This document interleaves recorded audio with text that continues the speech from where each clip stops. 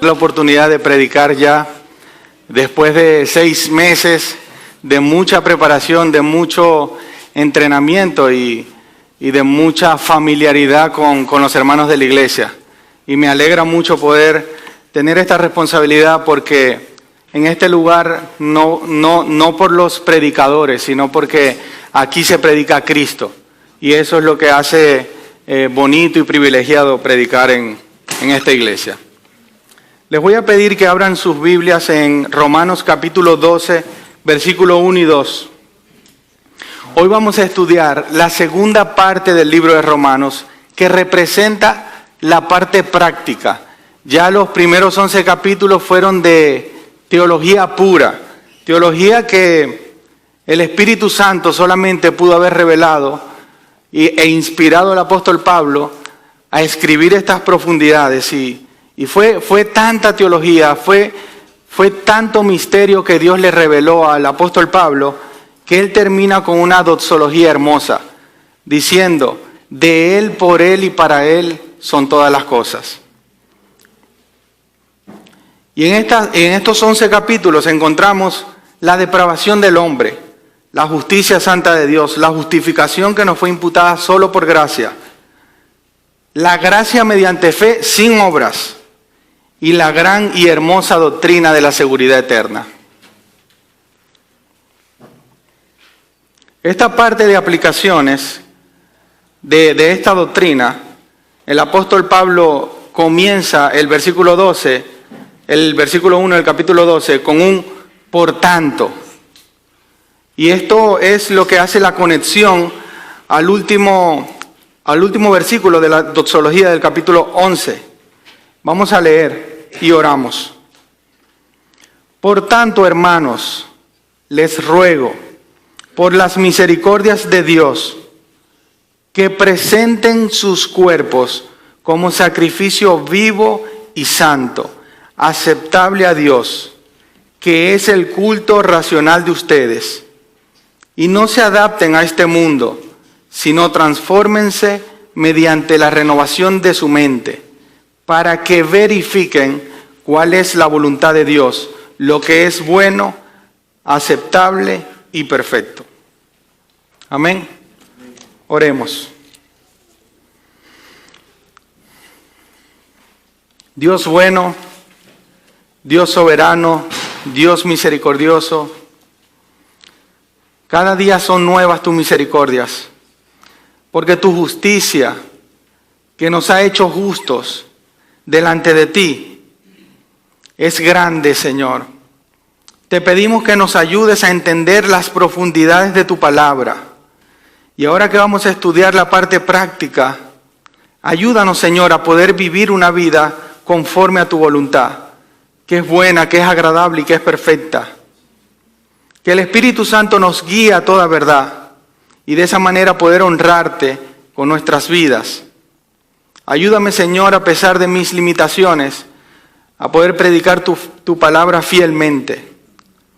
Gracias, Señor, porque sabemos que en tus manos podemos estar seguros y descansar.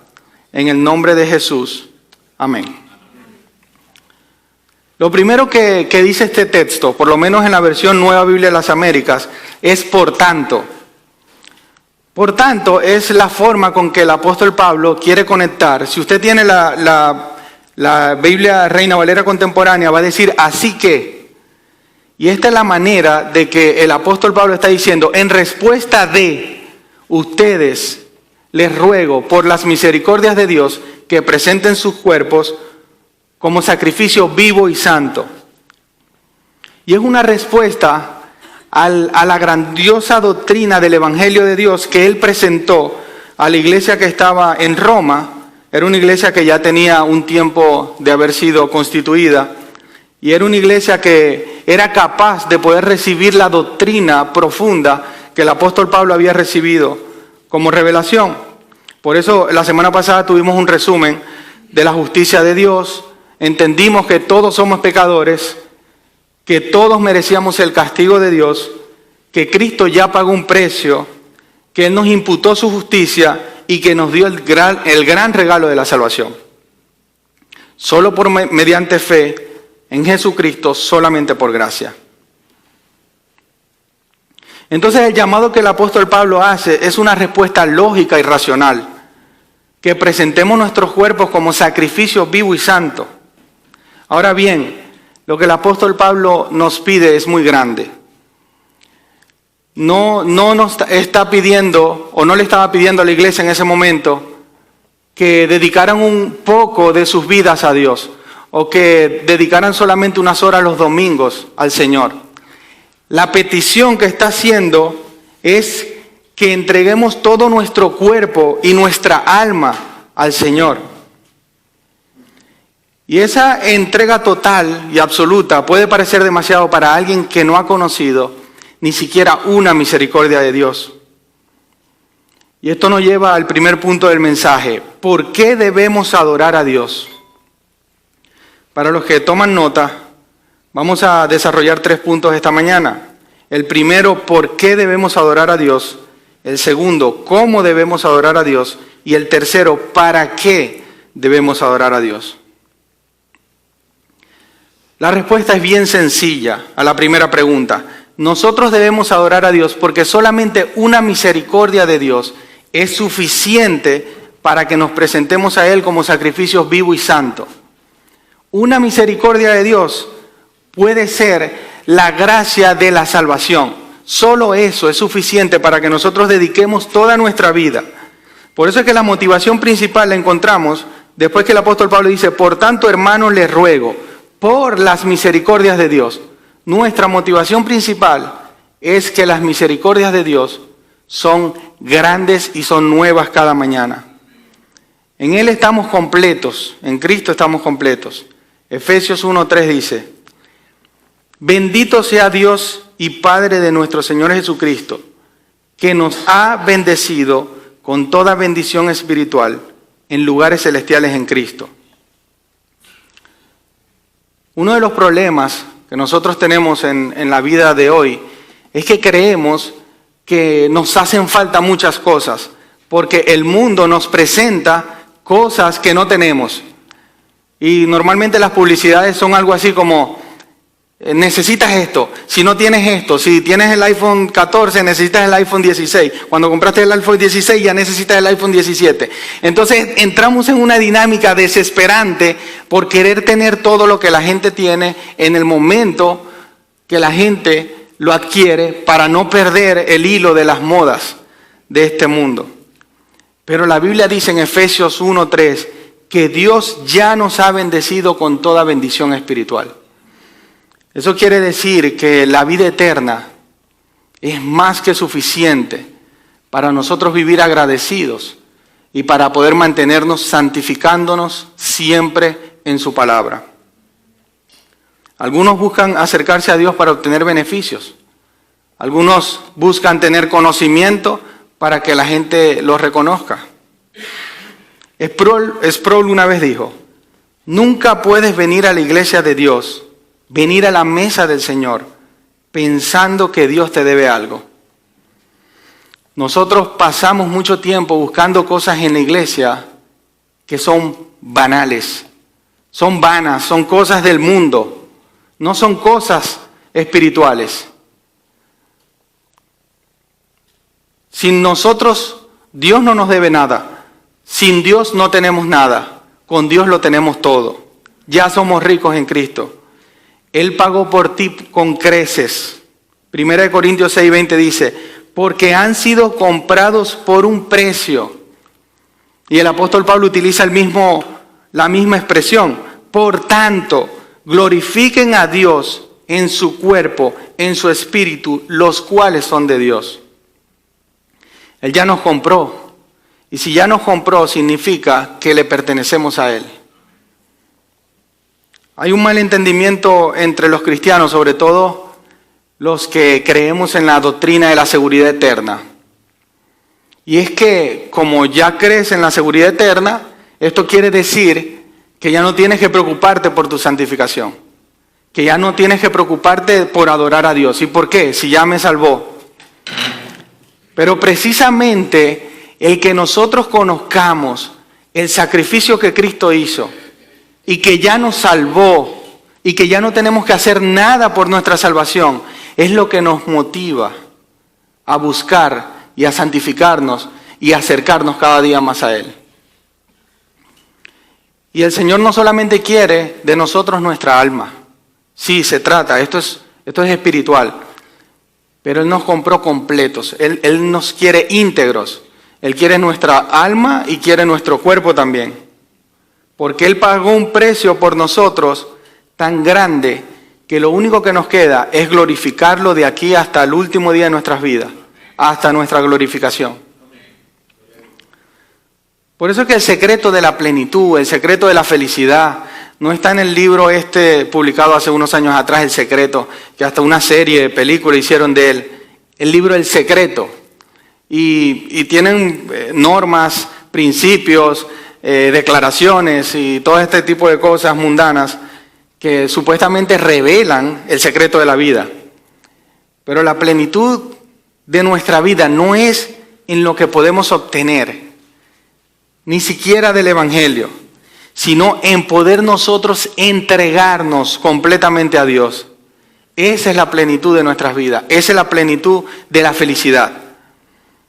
En palabras del pastor John MacArthur, él decía, la clave de la vida eterna no consiste en tratar de obtener todo lo que podamos de Dios, sino en dar todo lo que somos y tenemos a Él. Hermanos, hoy tenemos una oportunidad nueva de entregarnos a Él. Hoy hay una nueva misericordia para ti. Si tú no has puesto tu confianza en Jesús, yo te invito esta mañana que no esperes, que no dejes pasar un minuto más, porque las misericordias de Dios son nuevas cada mañana.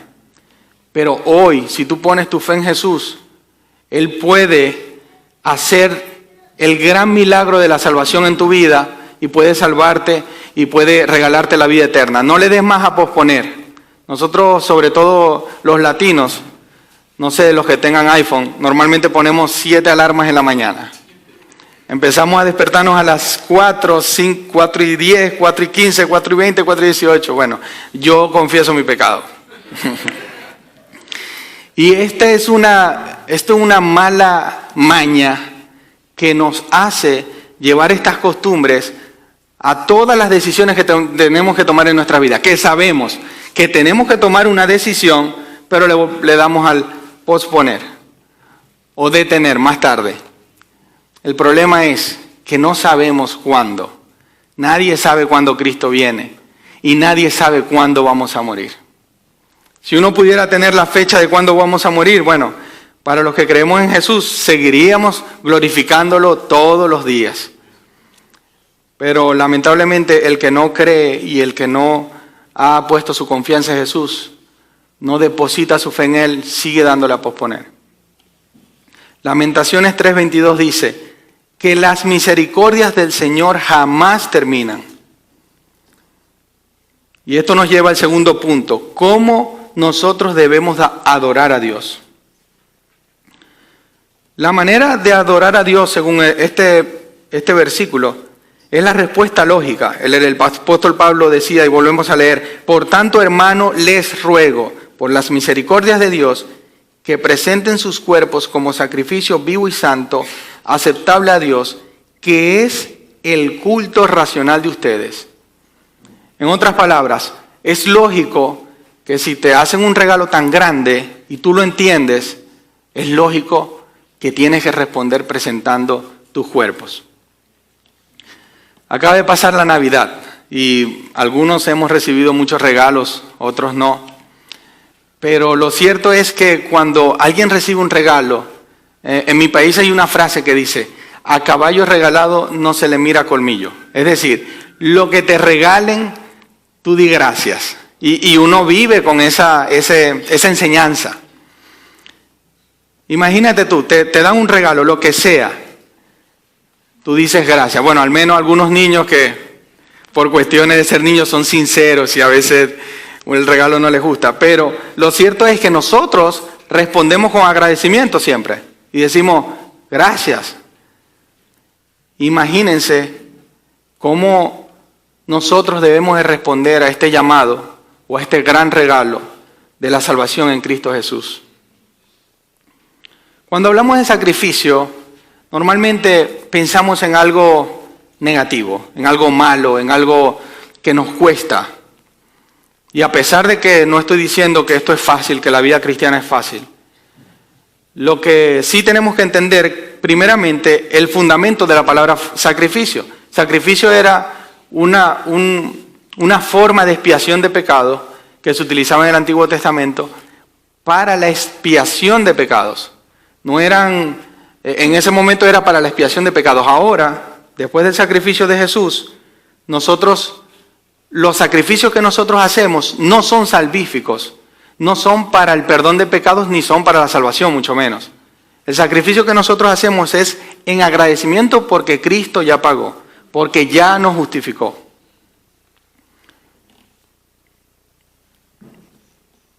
El mismo cuerpo que nosotros ahora tenemos, ahora después de haber sido regenerados, que era esclavo del pecado, que vivía en el pecado, ya no vive más para el pecado. El apóstol Pablo decía, pero ¿cómo es posible que si conocemos la gracia, vamos a pecar deliberadamente?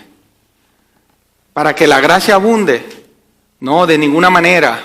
Un negativo, el negativo más poderoso que tiene la palabra de Dios, de ninguna manera. ¿Cómo es que vamos a seguir pecando? Romanos 6:2 dice, porque los que hemos muerto al pecado, ¿cómo viviremos aún para él? Hermanos, la libertad que tenemos en Cristo nos lleva a llevar nuestras vidas como siervos a la justicia. Ya nuestros miembros no pueden ser esclavos del pecado, de los que nos lleva a la perdición, de los que nos lleva a la muerte espiritual. Ahora nuestros cuerpos tienen que ser instrumentos de justicia. Tenemos que ser nosotros ahora siervos de justicia. Ya no somos esclavos del pecado, ahora podemos decir que somos esclavos de Cristo.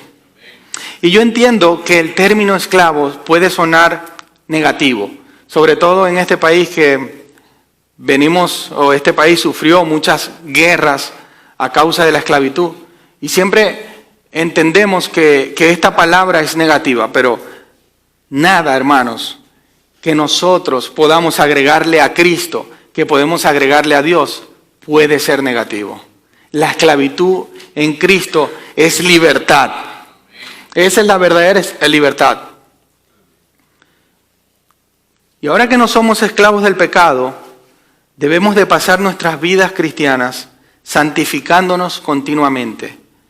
Esto es la responsabilidad del cristiano, que nos santifiquemos.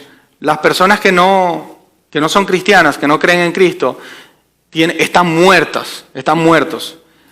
El cristiano está vivo, aunque todavía sigue en la carne, ya está vivo y la curva de crecimiento es ascendente todo el tiempo, hasta la muerte o hasta el día de la glorificación. Tiene que ser ascendente, esa curva no puede parar. Y ese es el proceso de nuestra santificación. El apóstol Pablo dijo a los corintios, sino que golpeo mi cuerpo, lo hago mi esclavo, no sea que habiendo yo predicado a otros, yo mismo sea descalificado. Se trata de golpear nuestro cuerpo, no literalmente, se trata de golpear nuestro cuerpo a someterlo a la obediencia de Cristo. El mismo apóstol Pablo tenía una lucha con su cuerpo. Si usted le pregunta a un líder que realmente atesore a Cristo, que realmente ame al Señor, ¿cómo es su proceso de santificación? Definitivamente le va a decir que no está conforme, que le falta leer más, que le falta meditar más, que le falta buscar más del Señor, que le falta deleitarse más en Cristo. Esta inconformidad de seguir cambiando es lo que lleva a nosotros a transformar nuestro carácter al carácter de Cristo. Los líderes no están conformes. El año pasado estuve en una reunión de líderes y la persona que llevaba la reunión le preguntaba a cada líder que entraba, ¿cómo está tu vida de oración? Y la respuesta común era, no oro lo suficiente. No leo la Biblia tanto como debería. Hay una inconformidad constante. Puedes tener 10 años en el Evangelio, 20 años en el Evangelio, si Cristo te está santificando, si el Espíritu Santo te está santificando, no vas a estar conforme con tu vida. El gran artista Miguel Ángel tardó mucho tiempo haciendo un dibujo, dándole los últimos retoques. Y cuenta la historia que un amigo pasaba y visitaba casi todos los días y le preguntaba, ¿qué has hecho hoy? Y Miguel Ángel le respondía, hoy he perfeccionado aquel detalle en la mano, he mejorado aquella sombra en la arruga, he arreglado la luz en aquella parte del vestido, y así sucesivamente. Y le responde, pero esas son insignificancias, le dijo el visitante.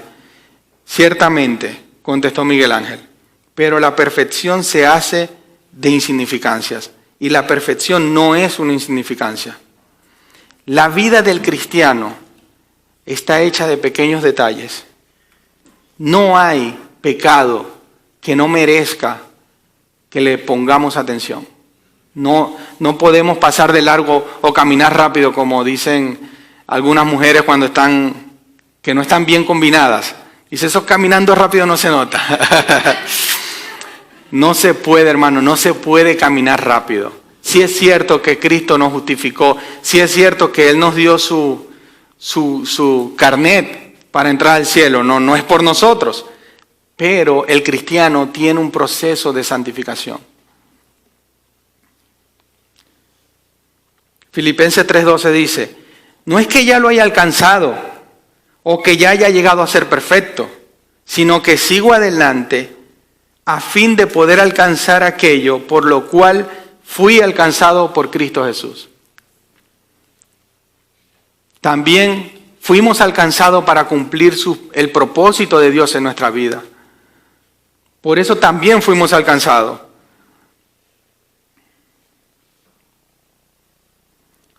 El fruto del Espíritu Santo en nuestras vidas es nuestra santificación. Nos lleva a conformarnos, nos lleva a no adaptarnos, nos lleva a no amoldarnos. No nos hacemos amigos de este mundo, no buscamos parecernos al mundo. Tratamos de vestir muchas veces como visten los artistas que están de moda, o de hablar, o de escuchar lo que los no cristianos escuchan, o de ver las mismas series en Netflix. El que mundano ve, bueno, esa yo también la voy a ver. Pero es que nuestra ciudadanía no es de este mundo, nuestra ciudadanía es en el cielo. Por eso es que debemos de vivir como ciudadanos del cielo. Proverbios 4:18 dice, pero la senda de los justos es como la luz de la aurora, que va aumentando en resplandor hasta que es pleno día. Y eso nos lleva a la siguiente pregunta, ¿cómo renovamos nuestras mentes?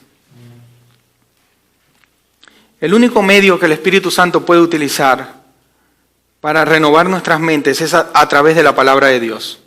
Si nosotros no leemos, no meditamos, no estudiamos, no podemos ser transformados a la imagen de Cristo. La palabra dice en Juan 17:17, santifícalos en la verdad, tu palabra es verdad. Ahora con las redes sociales, el mundo nos dispara por todos los ángulos. Definitivamente lo que le llaman ahora, inclusive gente que no es cristiana, que no conoce a Cristo, hace ayuno de redes sociales, porque saben lo tóxico que es la red social. Es disparar porquería, es disparar obscenidades. El algoritmo se ha convertido casi que en un vidente. Sabe lo que quieres cuando lo quieres, en el momento que sacas tu teléfono. Y nos preguntamos, pero si yo estaba hablando de esto con mi esposo ahorita, ¿cómo es que esta gente sabe que yo quiero unos zapatos? Hace poco, una niña se suicidó. Y cuando revisaron el teléfono celular y todo lo que había visto, las últimas 30 páginas, el algoritmo, al descubrir que ella estaba deprimida, empezó a enviarle información sobre suicidio, cómo suicidarse, qué técnica suicidarse. Las últimas 30 publicaciones recomendadas por el algoritmo llevaron a la niña a suicidarse. Ahora, hermanos, si nosotros nuestro algoritmo es la palabra de Dios. Nuestro algoritmo es el Espíritu Santo.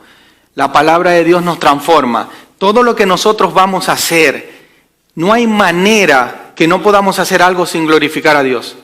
Todo lo que vamos a hacer, vamos a querer glorificarlo porque vamos a tener la palabra todo el día en nuestras mentes, dando vuelta y dando vuelta y dando vuelta. Y no hay manera que no lo podamos glorificar o que no lo querramos glorificar. El pastor John Piper dice, si tú lees la Biblia 8 horas al día, 40 horas a la semana, no hay posibilidad alguna que tú no puedas ver la belleza de Dios, la hermosura de su evangelio. Que esto no es cargoso, esto no es algo que nos hace sufrir, esto es algo que nos hace deleitarnos en el Señor. La adoración debe hacerse en cuerpo y en alma. El tercer punto, ¿para qué debemos santificar nuestros cuerpos a Dios? La respuesta la tenemos al final del versículo 2. Y dice, para que comprobemos cuál es la voluntad de Dios, lo que es bueno, agradable y perfecto. Cuando nosotros sacrificamos nuestro cuerpo a Dios, podemos comprobar que su voluntad es buena, es agradable y es perfecta siempre.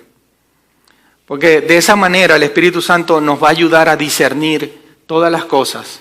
Sabe que hay un problema y es que en la familia, cuando hay una familia, llamémosle esposo, esposa, hijos o sin hijos, son una familia. Cuando la esposa nota un cambio en la personalidad o en la actitud de un esposo que es incongruente con lo que vive en la iglesia y con lo que vive en su casa, ella no puede entender cómo si el esposo supuestamente debería estar sujeto a Cristo, cómo puede tener esa dualidad de personalidades. Y de esa manera normalmente la esposa no puede entender cómo es Cristo, no pueden conocer a Cristo mediante nosotros. Nosotros somos sacerdotes, los varones de la casa somos sacerdotes. Y nosotros tenemos que mostrar a Cristo a nuestras esposas también. Tenemos esa responsabilidad de que ellas puedan ver que nosotros no somos uno en la iglesia, uno con el pastor, uno saludando a las hermanas de la iglesia, y somos otra persona totalmente diferente en nuestras casas. Eso tiene que ser congruente.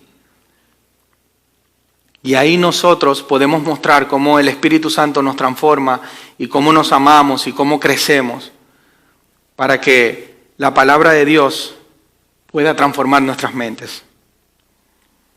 De esa manera vivimos una vida que agrada a Dios. No libre de problemas, no libre de sufrimientos, no libre de pecados, pero es una vida que está continuamente santificándose, agrada a Dios. Nos preguntamos, ¿cuál es la voluntad de Dios? La respuesta la tenemos en Tesalonicenses 4:3. La voluntad de Dios es que ustedes sean santificados, que se aparten de toda inmoralidad sexual, que cada uno de ustedes sepa tener su propio cuerpo en santidad y honor, y no en pasiones desordenadas como la gente que no conoce a Dios. Hermanos, tenemos que someter nuestro cuerpo a la obediencia de Cristo. Tenemos que vivir una vida que realmente muestre, que el mundo pueda ver como nosotros amándonos y santificándonos, ellos puedan conocer a Dios.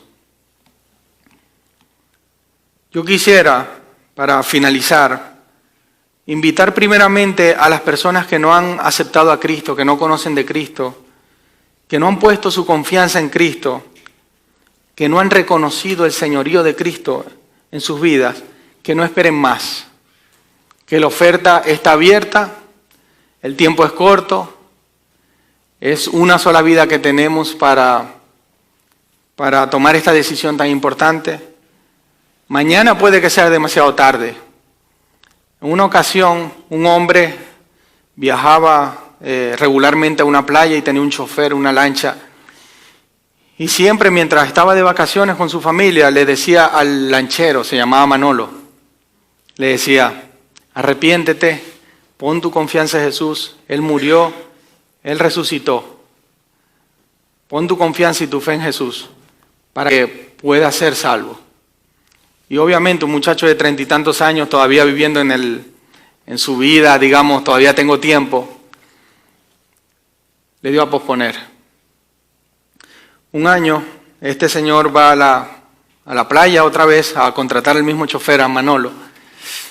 Y cuando llega, está el padre bebiendo licor sentado ahí en una silla. Y el padre le dice que su hijo había tenido un accidente de tráfico y murió repentinamente, 30 y tantos años. En ese momento, las vacaciones no fueron iguales, todo cambió.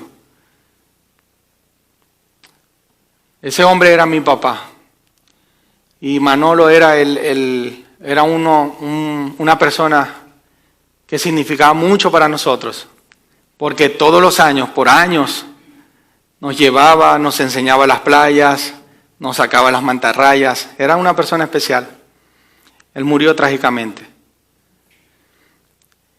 Y mientras recuerdo esto, y voy en la vida viendo personas que todavía no han puesto su fe en Jesús, puedo recordar, puedo sentir la brisa de la playa y ver personas que todavía siguen esperando aceptar esta que es la decisión más grande de nuestras vidas, aceptar a Cristo, pensando que pueden controlar el tiempo, pensando que pueden controlar la venida de Cristo inclusive, que ya está firmada. Nadie sabe, pero ya eso está firmado. De que viene, viene, y es pronto. No esperes más, mañana puede ser demasiado tarde.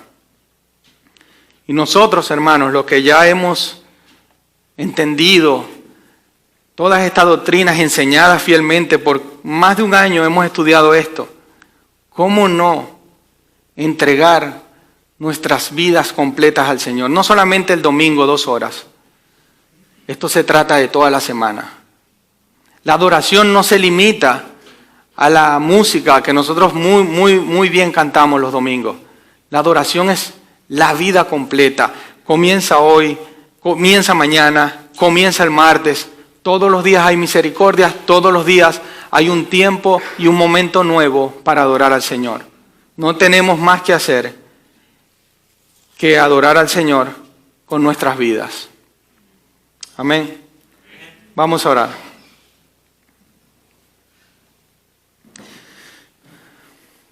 Padre nuestro, gracias por tus misericordias que nos motivan a sacrificar nuestras vidas para ti.